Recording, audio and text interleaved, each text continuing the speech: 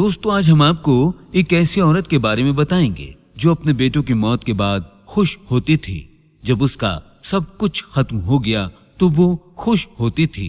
पूरा वाकया क्या था आगे हम आपको वीडियो में बताएंगे। हजरत इब्न यसार मुस्लिम फरमाते हैं, एक मर्तबा मैं तिजारत के लिए बहरीन की तरफ गया। वहां मैंने देखा एक घर की तरफ बहुत सारे लोगों का आना जाना है। मैं भी उस तरफ चल दिया।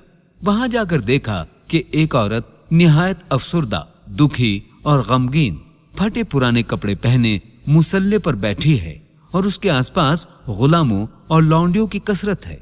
उसके कई बेटे और बेटियां हैं। तिजारत का बहुत सारा साजो सामान उसके पास है। खरीदारों का हुजूम लगा हुआ है। वो औरत हर तरह की नेमतों के बावजूद निहायत ही गमगीन थी। न किसी से बात करती और न हंसती। मैं वहां से वापस लौट आया और अपने कामों से फारिग होने के बाद दोबारा उसी घर की तरफ चल दिया। उसके बच्चों की इजाजत लेकर उनके घर में दाखिल हो गया। मैंने देखा, उस औरत को सलाम किया। उसने जवाब दिया और कहने लगी, आप यहाँ पर नए लगते हो। मैंने कहा कि इस शहर में नया हूँ, तिजारत के लिए आया हूँ। आपके घर के आसपास इतनी भीड़ देखी तो आपसे मिलने पर मजबूर हो गया। तो उसने कहा, अगर कभी दोबारा यहाँ आना हो और कोई काम हो तो हमारे पास जरूर आना। फिर मैं वापस अपने शहर चला आया। कुछ दिनों के बाद मुझे दोबारा किसी काम के लिए उसी औरत के शहर में जाना पड़ा। जब मैं उसके घर पहुंचा तो देखा अब वहां किसी तरह की कोई चहल पहल नहीं है। न तिजारती सामान है, न खुद्दाम और न लौंडिया कहीं नजर आ रही थी और न ही उस औरत के लड़के मौजूद हैं। हर तरफ वीरानी छाई हुई थी। मैं बड़ा हैरान हुआ और मैंने दरवाजा खटखटाया। जब दरवाजा खोला गया और मैं अंदर दाखिल हुआ तो देखा कि वही औरत अब निहायत कीमती लिबास में बड़ी खुश नजर आ रही थी और उसके साथ सिर्फ एक औरत घर में मौजूद थी। उसके अलावा और कोई नहीं था।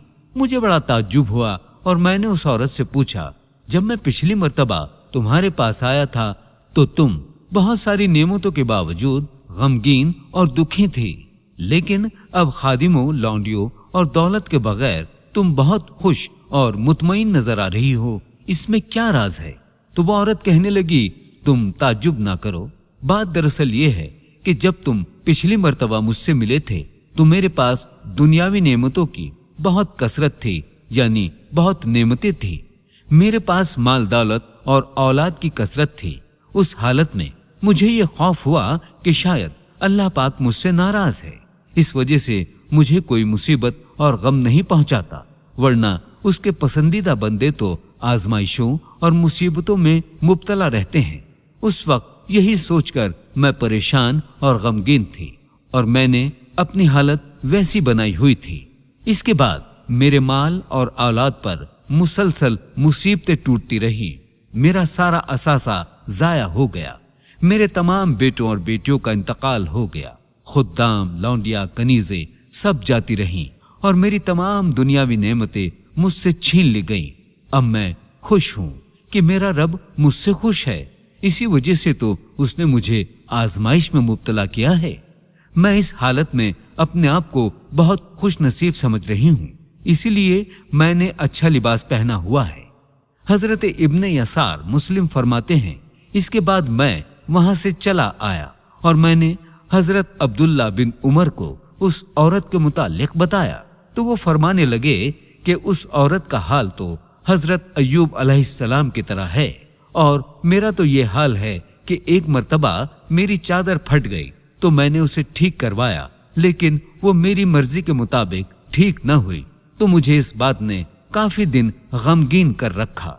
दोस्तों, बंदे पर मुसीबत आना इसलिए होता है कि अल्लाह पाक अपने बंदे को आजमाना चाहता है कि वो उस मुसीबत में कितना सब्र और शुक्र कर रहा है।